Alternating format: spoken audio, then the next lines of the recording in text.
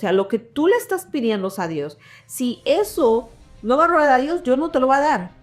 O sea, yo no te lo voy a dar. O sea, la motivación en nosotros y la manera en que tratamos a los demás tienen que estar centradas en Él, con el deseo de nosotros honrarle a Él, ¿no? De que Él sea glorificado. So, Israel pensaba que estaba seguro porque tenía abundancia, templos, religión, pero Dios veía una realidad diferente. Él miraba injusticia, orgullo e indiferencia espiritual. Lo que no se veía exteriormente. Exactamente. Lo que nosotros vemos por fuera, wow, ese hermano, mira, y ha prosperado, está bien y todo, con un mensaje de fuego que trajo, pero en la casa, algunas veces como escuchamos, dice, es el mismo diablo, ese hombre se transforma, o esa mujer, porque hay muchas mujeres que no son fáciles, esa mujer se transforma, le cae a palo al marido. Es totalmente diferente, y el Señor eso es lo que ve. Lo que, si tú no puedes ser la misma persona abajo, fuera del altar o fuera de la iglesia, entonces tu corazón no estaría. Amén. Bienvenido una vez más a Vapa Podcast. Mi nombre es Stephanie. Y mi nombre es Mayra. Y estamos en una serie donde estamos estudiando los profetas menores. Le hemos dado final al libro de Jonás. Si estás interesado en estudiar el libro de Jonás, ve regresar a la homepage y empieza esas miniseries, una serie en la serie. Pero hoy le damos inicio al libro de Amós. Right? That's it, right? Amós. Estamos estudiando cronológicamente. Después de Jonás viene el libro de Amós. Hoy vamos a darle introducción a este libro bien interesante. Amén. Amén. Empezamos con una introducción de qué es Amós, quién es, dónde se escribió, no sé. Tú comienzas. El autor es Amós. Su nombre significa carga o el que lleva una carga. Fue llamado directamente por Dios para profetizar. No era sacerdote ni un profeta profesional. Eso lo vemos en Amós 1:1, cuando fue llamado, en Amós 7:14 al 15. Ahora, ¿qué sabemos de Amós? Él era pastor y era criador de ovejas. Cuidaba higueras sicomoras. Proveía de Tecoa, en el reino del sur, que era en estos tiempos Judá. No pertenecía a una escuela de profetas ni nada de eso. Dios lo llamó mientras estaba trabajando en el campo y fue enviado a predicar al reino del norte, a Israel. Podemos ver esa referencia también en el libro de Amós 7:14 al 15. Este libro fue escrito entre 760 y 750 a.C., durante el reinado de Usías y Jeroboam II. Jeroboam II. 2 años antes de un gran terremoto mencionado en el libro. Este terremoto también se hace referencia en otro libro. Y fue dirigido principalmente al reino del norte, Israel. También contiene mensaje para Judá y las naciones vecinas. Dios envió a un hombre de Judá para advertir a Israel sobre el juicio venidero. Sí. ¿Ya? Y un poco de contexto acerca de esto. Israel estaba viviendo uno de los mejores momentos económicamente exitosos, según nos dice la historia, bajo el reinado de Jeroboam II, como lo acaba de mencionar Stephanie. Había prosperidad, expansión territorial y mucha abundancia. La gente tenía dinero, obviamente, éxito, ¿no? Y estaban ellos, había mucha prosperidad, pero estaban enfermos espiritualmente. Y vemos cómo por fuera Israel se miraba muy bendecido, ¿no? Yeah. Se miraba muy bendecido, pero por dentro estaba mal y lejos de Dios. Mandan a este profeta, que no es profeta, y nos dice eso, nos lo deja bien claro. En Amós 7, versículo 14 al 15 dice, entonces respondió Amós y dijo, Amasías, no soy profeta ni soy hijo de profeta, sino que dice que soy pollero y recojo higos silvestres, y Jehová me tomó detrás del ganado y me dijo, ve y profetiza a mi pueblo de Israel. Me gusta esa parte porque vemos bien claro que Dios siempre nos deja, en la palabra lo vemos una y otra vez, y que Dios no anda buscando a nadie calificado. Nadie que tenga, no tenemos, para servir al Señor no tenemos que tener experiencia, ¿no? Eso no, Dios no siempre llama a los que piensan estar preparados. Vemos aquí que lo que él anda buscando es alguien que esté dispuesto, ¿no? Y vemos que la autoridad de Amós no venía de un título, obviamente, porque no tenía un título, sino de haber sido enviado por todos, por Dios. Y es ahí lo que es importante, ¿no? Que siempre que seas, lo que debes de buscar es que lo que el Señor, estás haciendo lo que el Señor te llamó a hacer, ¿no? Y vemos aquí que llega este profeta, hablando verdades que van a incomodar a este pueblo. Y llega no siendo muy popular. Y de ese terremoto que se mencionó, Amón mencionó que y profetizó 2 años antes del terremoto. Él estuvo profetizando por 2 años. Por 2 años, ¿no? Y muchos de los arqueólogos encontraron la evidencia de un gran terremoto ocurrido aproximadamente en las fechas que Stephanie mencionó, que fueron en el siglo 8 antes de Cristo. Tanto impacto que tuvo que más de 200 años después todavía se recordaba. En Zacarías 14:5 lo dice, y huiréis al valle de los montes, porque el valle de los montes llegará hasta Asal. Huiréis de la manera que huiste por causa del terremoto. Aquí lo menciona, en los días de Usías, el rey de Judá. Sabemos aquí que muchas veces Dios advierte, y esto es otra parte de la misericordia de Dios. Cuando estaba estudiando yo esto, yo veía ya uno de los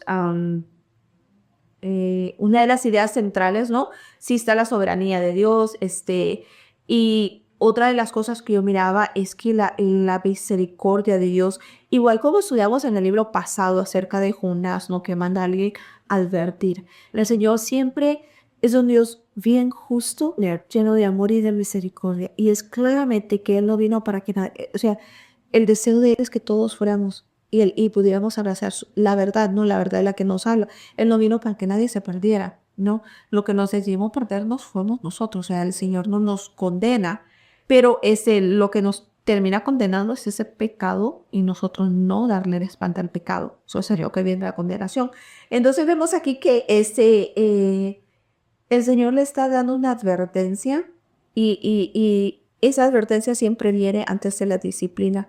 El juicio nunca llega sin advertencia previa. Y ahí vemos aquí que es lo de este profeta que va y advierte a esto de ese terremoto por 2 años. Ya, ahora, ¿qué era lo que estaba pasando espiritualmente? Espiritualmente había corrupción, idolatría, injusticia social y había hipocresías religiosas. Mucha hipocresía. Ya había muchas cosas que estaban sucediendo y a eso era que se dirigía. Ahora, ¿qué anunciaba Amós? Amós, lo ven en el 5 puntos, anunciaba la opresión sobre los pobres. Él anunciaba la corrupción judicial, la adoración hipócrita. El pueblo practicaba en ceremonias religiosas, pero su corazón estaba lejos de Dios. Una vez más, porque lo vemos también en los otros libros donde ellos siempre, era algo con lo que ellos bregaban todo el tiempo. Sí. Siempre, y creo que aún en el tiempo de ahora bregamos con lo mismo, que solamente adoramos a Dios exteriormente, alabamos, vamos a el contexto como el de ahora, vamos a, pero yo voy a la iglesia y yo oro también y yo leo mi Biblia y yo soy parte del ministerio y yo sirvo o yo ayudo a los pobres, yo dono, yo doy mucha donación, leo buenas obras, es decir, eso decimos buenas obras, tal vez limosnas y todo eso, pero nuestro corazón está completamente lejos del Señor. Vemos eso en el Antiguo Testamento, vemos esto en el Nuevo Testamento, porque también Jesús lo dice en la Biblia, en el Nuevo Testamento, y lo vemos hoy en día. Y estamos hablando de gente que conocían a Dios, gente que le servían a Dios. En el contexto de ahora, estamos hablando de la iglesia. Nosotros ahora en la iglesia, que decimos que conocemos al Señor, pero en verdad nuestro corazón está completamente lejos de Él. También estaban en la idolatría y el orgullo y la autosuficiencia, que todos, es lo que en algún momento hemos luchado con eso. Sufrimos eso, ¿no? Y si podríamos resumir en una frase, todo este libro de Amós, es que Dios juzga la injusticia, aunque se practique bajo una apariencia religiosa, porque ellos lo que estaban haciendo. Ellos estaban siendo injustos y viene y habla muy interesante. Dios comienza en el capítulo 1, ahorita lo vamos a ver, que Dios comienza juzgando a las naciones vecinas. O sea, las naciones vecinas, a Damasco, Gaza, Tiro, Edom y Amón.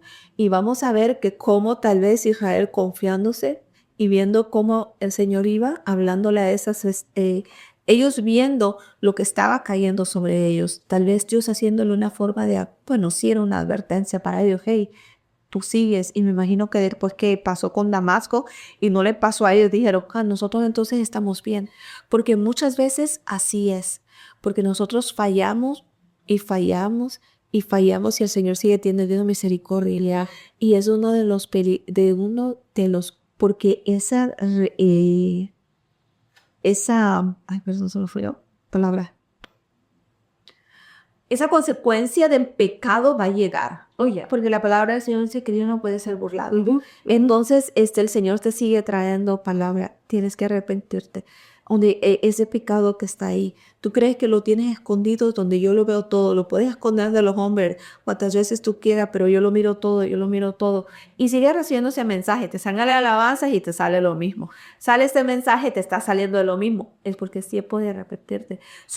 Este pueblo estaba viendo cómo Damasco, cómo Gaza, cómo Tiro, cómo Edom, cómo Amón estaban siendo ellos y recibiendo castigo, consecuencias de lo que ellos estaban haciendo. Y ellos tranquilos diciendo, tal vez hasta diciendo, sí que bueno, esos pecadores, porque según ellos estaban bien delante de Dios, y como estaban siendo prosperados, esa prosperidad, esa falsa seguridad en las finanzas, que pues todos somos culpables de eso, y vemos que ¿por qué? Porque querían captar la atención de Israel, no estos pueblos vecinos, que estaban siendo, el Señor estaba trayendo juicio sobre ellos, porque ahorita lo vamos a ver.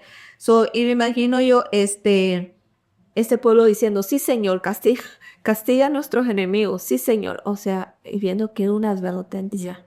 Castigan a todo ello. Ajá, sí. Pátete de así, y es que Dios exigía justicia, rectitud y una relación genuina con Él. La prosperidad material y la religión externa no puede sustituir la obediencia, el arrepentimiento y una vida que refleje el carácter de Dios. Amén. So vamos a empezar con el capítulo 1. You ready? Dale, mujer, empieza a leer. Empezar hasta el 5, ¿no? Dijimos hasta el 5. Ya, ok. Dice, las palabras de Amós, que fue uno de los profetas de Tecoa, que profetizó acerca de Israel en días de Usías, rey de Judá, y en días de Jeroboam, hijo de Joás, rey de Israel, 2 años antes del terremoto. Dijo, Jehová rugirá desde Sión y dará su voz desde Jerusalén, y los campos de los pastores se enlutarán y se sacarán, dice, las cumbres de Carmelo. Así ha dicho Jehová por 3 pecados de Damasco, y por el 4 no revocaré su castigo, porque trillaron a Galad con trillos de hierro. Prenderé fuego en la casa de Hazael y consumirá los palacios de Ben-Hadad, y quebraré, dice, los cerrojos de Damasco, y destruiré a los moradores del valle de Abén y a los gobernadores de Betén, y el pueblo de Siria serán transportados a Kir, dice Jehová. ¿Sigo leyendo o qué? That was a 5, right? Yeah. No, let's start there. Okay. Vamos a empezar. Ahora, primero empezamos con el versículo número 1. Dice esa frase de que Jehová rugirá desde Sión. La imagen de rugir proviene de un león que está a punto de atacar. Esto es como una advertencia. Esto es el juicio de Dios, que el juicio de Dios estaba cerca. Eso es lo que tiene esa referencia de ese rugir.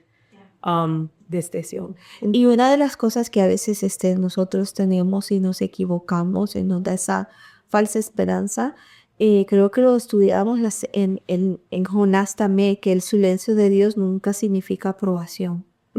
O creo que lo estudiamos con el Sefer bueno, también en YouTube. Tenemos 21 días donde hemos estado comenzando. No sé si hicieron uno de esos estudios, pequeños pensamientos, o era que lo miramos en Jonás. Pero yo recuerdo que estaba en una de esas frases, ¿no? Que el silencio de Dios nunca significa que está aprobando. Y estos así estaban de confiados. Estaban de confiados, porque muchos de nosotros confundimos la paciencia de Dios con permiso para seguir pecando. Y tenemos que tener cuidado con eso. En segunda de Pedro Capítulo 3 versículo 9 nos dice, el Señor no tardará su promesa, según algunos la tiene por tardanza, sino que es paciente, dice, para con nosotros, no queriendo, lo que yo les decía ahorita, no queriendo que ninguno perezca, sino que todos procedan al arrepentimiento. O sea, ese silencio, el Señor es para que nosotros procedamos a arrepentirnos, ¿no? Pero nosotros lo tomamos como comodidad y decir, ok, bueno, no pasó nada. Y ese Cuando le pedimos dirección al Señor y porque Él lo contesta, creemos que, ok, estoy bien, estamos yendo por el lado, pero tú sabes, pero algo en ti sabe que lo que tú estás haciendo. Si en un momento tú estás preguntándole a Dios por algo, o una decisión, o algo, pero en un momento tú tienes como alguna dudita, como que te sabe, esa es tu respuesta. Tú no tienes que esperar que el Señor te conteste. Esa es tu respuesta. Ese es el tú sabes, esto no está bien. a ver, El instante que tú misma te preguntas, pero esto como que ya ahí tú tienes tu respuesta. Ya. Porque algunas veces lo sabemos. Sabemos que es algo que le estamos pidiendo. Por ejemplo, yo siempre le pedí, yo sé que ya tuve historias. Yo siempre le pedí al Señor unos gemelos. oh, wow. Yo quería tener gemelos. Y yo siempre decía, yo sé que el Señor no me va a dar gemelos. Señor, dame gemelos, Señor, dame. Pero Señor, yo sé que tú no me lo vas a dar. Pero yo como quiera se lo pedía. Pero porque yo quería gemelos, porque yo quería estar de show off. Ay, los gemelos. Para ponerlo así bien bonito y para estar figureando. A eso era la única razón que yo tenía en mí. ¿Qué me va a dar el Señor? Yo sabía que el Señor no me va a dar gemelos. Ya. ¿Para qué me lo va a dar? Para que yo tenga en cuenta lo que fue el muchacho, exponiéndolo al muchacho. So, hay ciertas cosas que nosotros mismos sabemos la respuesta que necesitamos preguntarle al Señor. Sí, sí. So, vemos aquí de que, vamos a leer esta frase por 3 pecados y por el cuarto. Yo estaba buscando el cuánto pecado. Yo, pero ¿cuál era y cuánto pecado? Y pues no significa que Dios estaba contando exactamente los 4 pecados, Stephanie. No, yo le daño, pero ¿cuál era el cuarto pecado? Hasta que yo me di cuenta de que se iba repitiendo. Yo, espérate, no, eso sería qué significa la cosa. Y vamos a ver que esta frase se va a repetir y es una frase hebrea que significa su maldad ya llegó al límite. Y vemos ese tipo de estructura escrita también en Proverbios 30, del 18 al 31. Esa es una estructura literaria, era común en la poesía hebrea. So, es algo como un dicho que podemos decir. Amén. Y vemos ahí en Damasco, habla de una crueldad externa, violencia deshumanizante, o sea, y vemos que ellos estaban tratando a otras personas mal. Creo que era Damasco, ¿no? Damasco, el pecado de Damasco principal era la crueldad y violencia. Sí, trataban a otras personas mal. Proverbios 14:31 dice, el que oprime al pobre afrenta a su hacedor, es decir, Dios, ¿no? Mas el que tiene misericordia del pobre, dice, lo honra. Estamos hablando de que honra a Dios, ¿no? Al hacedor.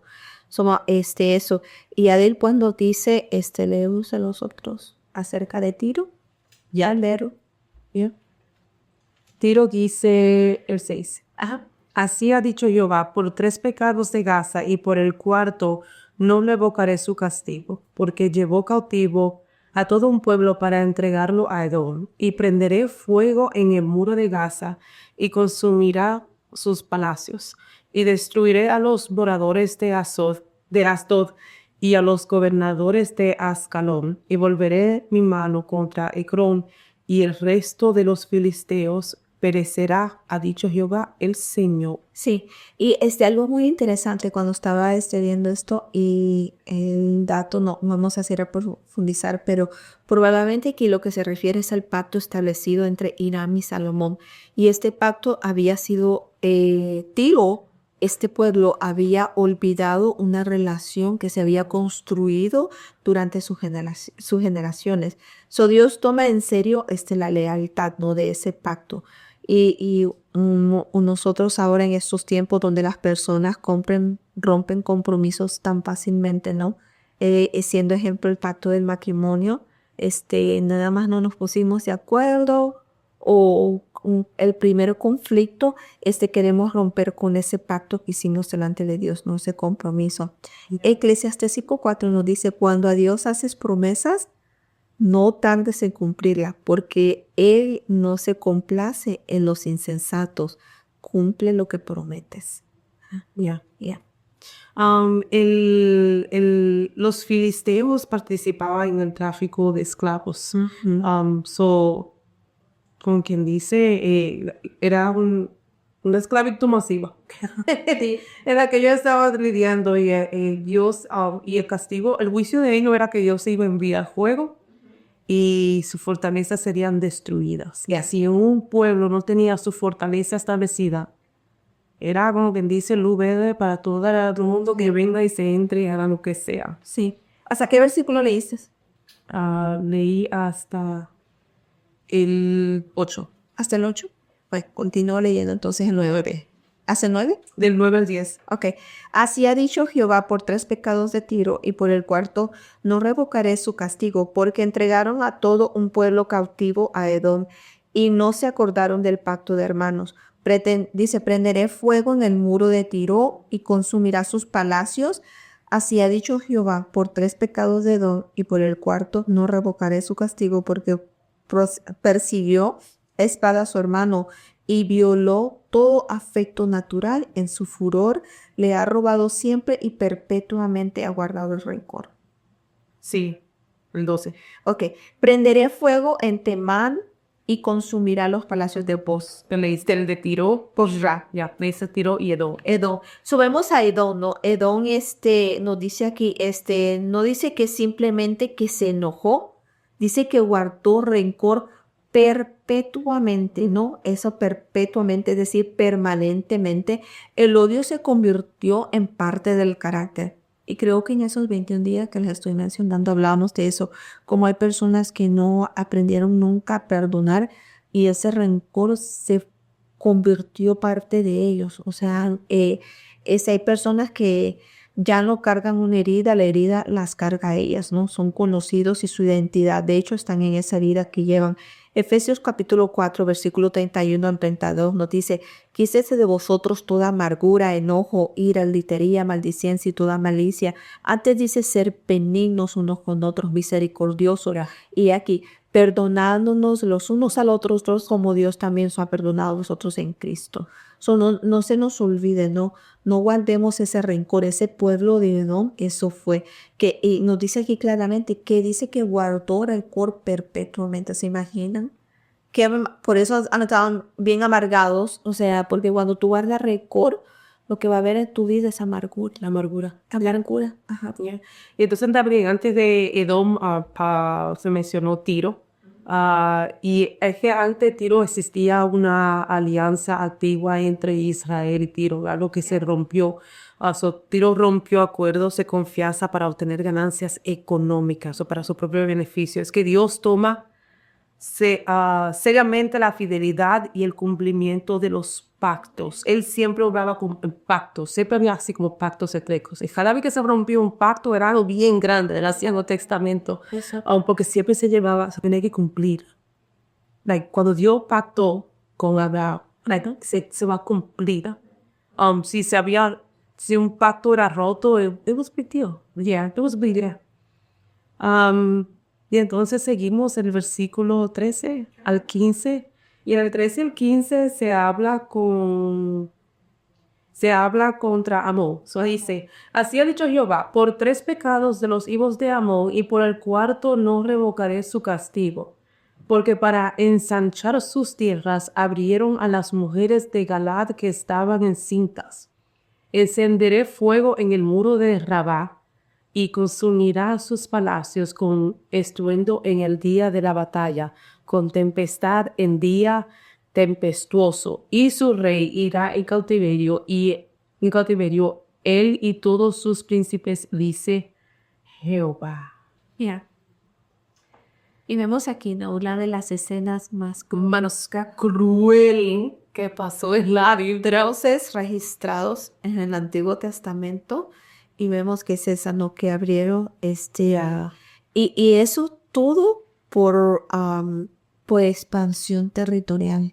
Porque aquí dice, porque para ensanchar sus tierras, es decir, crecer, abrieron a las mujeres de Galaad que estaban encinta. O sea, qué crueldad, ¿no? Y vemos aquí cuando la ambición por obtener es más importante que las personas, ¿no? El corazón ya se ha endurecido, o sea, eso es otro nivel. Eso no pensaba en los tiempos de ahora, ¿no? Cuando se escuchan de esos carteles y cómo matan, o sea, meterse con ellos y es un familiar, ellos van y desaparecen a toda la familia. Hasta niños, hasta las pobres mascotas, o sea, y yo la sé, el perro suena. O sea, y vemos que no son diferentes, ¿no? A como está sumamente por poder llegar a poner un precedente con nosotros, o sea, las cosas son así, o sea, digo yo, ¿cómo? O sea, el ser humano nunca ha cambiado, ya, la maldad sigue igual como estas gentes, ¿no? Y que el Señor tenga misericordia, que el Señor tenga misericordia, porque, wow, es bastante. No, y gracias a Dios que Dios es misericordioso, porque si no lo fuera. Claro que sí. Y esto era una práctica para destruir las generaciones futuras. Por eso yo pensaba en esas personas que arrasan con toda la familia. Pues claro, vamos a ponerlo en el contexto de un cartel, ¿verdad? Si tú matas al dueño y matas al hijo, porque normalmente en el cartel No sé, de un modo o de otro, según las películas que me he visto. la película y según el Señor de los cielos. Oh my. No, aquí no vamos al Señor de los cielos. Según cosas, tú sabes, películas de cartel y cosas así. El que coge el puesto es el hijo, sigue de familia en familia. Esto es como una herencia que se pasa de uno al otro. O el reinado, va para el hijo. Entonces, por eso digo, o sea, yo veía, o sea, cuando leí esto, eso fue lo primero que yo pensé de Cante, cuando van y se desaparecen a toda la familia, matan a toda la familia, no, lo que crueldad, ¿no? Y vemos aquí que uno de los, de este capítulo 1, se leen algunas anotaciones que antes de señalar los pecados de Israel, Dios se muestra algo, ¿no? Él es juez de todas las naciones, sin duda alguna. No existe una nación demasiado poderosa, no existe un pecado demasiado oculto y no existe una injusticia que Dios no vea. Ya. A eso quiero añadirle Salmos 22, 28, porque de Jehová es el reino y él regirá las naciones. Amén. Amén. Y ya vamos a concluirla. Vemos aquí que la prosperidad que este pueblo estaba disfrutando puede esconder el pecado de los hombres, pero nunca puede esconderse de los ojos de Dios, como les decía al principio. Este libro de Amos nos recuerda que Dios no se impresiona con la apariencia de éxito, religión o prosperidad. Él mira más profundo, Él mira el corazón. Igual que ahora el Señor ve el corazón. Y otra de las cosas que el Señor mira y que a veces nosotros pasamos por alto, Stephanie cuando decía que quería tener gemelos y cuál era el propósito y el deseo de ella, ¿no?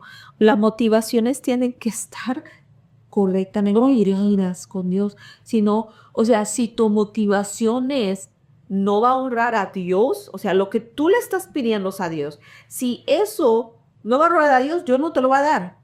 O sea, Dios no te lo va a dar. O sea, la motivación en nosotros y la manera en que tratamos a los demás tienen que estar centradas en Él, con el deseo de nosotros honrarle a Él, ¿no? De que Él sea glorificado. Israel pensaba que estaba seguro porque tenía abundancia, templos, religión, pero Dios veía una realidad diferente. Él miraba injusticia, orgullo e indiferencia espiritual.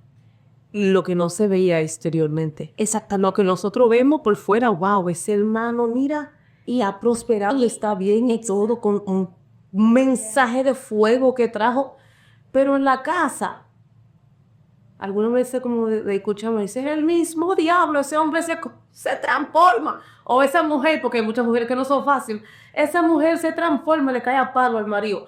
Es totalmente diferente, y el Señor eso es lo que ve. Exacto. Si tú no puedes ser la misma persona abajo, fuera del altar o fuera de la iglesia, entonces tu corazón no estaría. Amén. Y esa misma advertencia sigue vigente el día de hoy, nada más para recordarles. Y me recordaba a yo misma, que podemos asistir a la iglesia, conocer versículos, servir de ministerios en todos los ministerios de la iglesia y aún así descuidar aquellas áreas de nuestras vidas que necesitan arrepentimiento y transformación. ¿Ya? Y esas áreas tú y yo las conocemos. Tú y yo conocemos cuáles son esas áreas que todavía necesitan ser transformadas, entregadas al Señor. A vos nos enseña que Dios no busca solamente adoradores. Nosotros tenemos que tener que levanten las manos, ¿no? Que nada más tengan que sirvan a Dios como show. Él busca hijos que reflejen su carácter. Ya, tenemos que reflejar el carácter de Dios.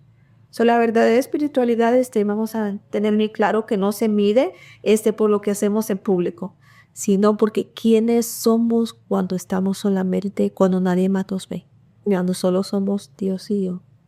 Y Dios está en todas partes. No hay lugar. Cuando decía, no, creo que es el salmista que decía, Señor, ¿a dónde iré que tú no estés? O sea, sí, ¿a dónde? Y no hay ningún lugar. Figuramos nosotros en contexto. Aún debajo de las piedras, dice la palabra, ahí va a estar el Señor. Eso es mejor que nos quitemos las máscaras. Es mejor delante de Dios porque mira, de nada va a servir. Dios no puede ser burlado. Quiero añadirle eso, esa parte que tú dijiste aplica, ¿verdad?, a nosotros, pero también quiero hablar de esto. En Amos 1 vemos que él ve la injusticia, Sí. la violencia, la opresión y la traición, y en su tiempo perfecto trae la justicia. Antes de buscar, él advierte a estos pueblos. Sí. Pero cuando el pecado persiste, el juicio siempre, por seguro que va a llegar. Si no hay arrepentimiento, así como pasó con Nínive, que hubo un arrepentimiento y Dios no trajo ese juicio sobre ellos, sino que mostró su misericordia. Pero si Nínive nunca se hubiera arrepentido, ese juicio hubiera llegado. Jonás había disfrutado de esa destrucción de Nínive, pero como hubo arrepentimiento, él no pudo disfrutar de eso. Ya que por la tragedia de este hombre, de Jonás, ¿no? Él estaba enojado. Pero bueno, ese es el primer capítulo de Amós. Está corto, 15 versículos. Como siempre, ya saben. Vayan, léalo. Estudienlo. Alguna pregunta, no la dejen de hacer en los comentarios. Esperemos que haya sido de bendición. Nuestra meta es siempre que puedas crecer en el conocimiento de la palabra. No te quedes solamente con un mensaje del domingo. No, enamórate de la palabra, ve, estúdiala, versículo por versículo, con nosotros o con otra persona, pero que sean, tú sabes, que sean solid, que sea bíblicamente, sí, que sea bíblicamente, no de lo que piensas, sino estudien. Bueno, cuando tú tienes conocimiento de la palabra, de una vez empieza a identificar cuando alguien está enseñando lo que no es. Claro. Y eso es importante de poder tener y poder identificar. Estudia tu palabra, enamórate de ella y aprende. Y no olvides de suscribirte si no lo has hecho. Ya, esa es la forma en que nos apoyas y compártelo. Invita a otros que sean parte de este estudio. Y síguenos en otras plataformas, ¿no? Donde también damos otros videos que tal vez no lo vas a ver aquí en YouTube. Sí. Bueno, las bendiciones.